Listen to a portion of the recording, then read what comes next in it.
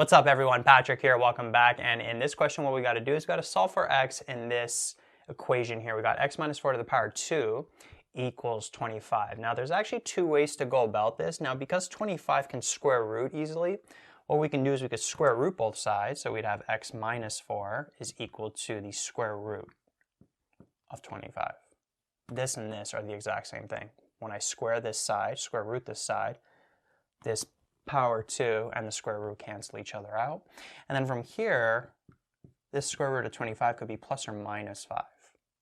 So there would be two cases. We'd have to figure out when does x minus 4 equal positive 5, and then when does x minus 4 equal negative 5. And then over here we'd have x equals 9, right, when we bring the negative 4 over. And over here we'd have x equals negative 1. When we bring the negative 4 over, negative 5 plus 4 gives us negative 1. Then we could test these.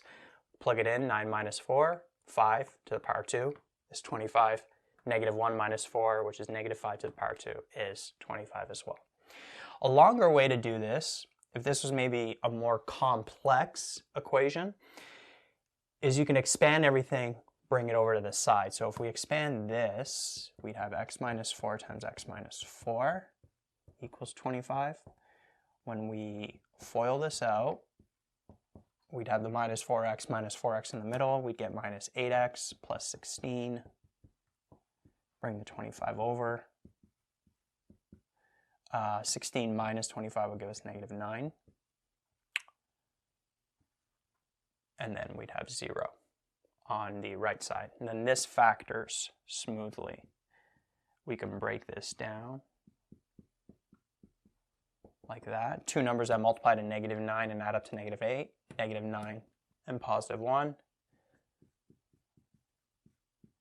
Factor out a 1 from here. Then we could take out the x minus 9. Then notice from these two factors, x minus 9 equals 0 when x is equal to 9. X plus 1 equals 0 when x is equal to negative 1, which is the same solutions we got here. Right, so in this case we could go this shorter route because this is a nice rootable number. But if it's a more complex equation, you're going to have to follow this process, expand everything, bring it over, and then see what you can factor.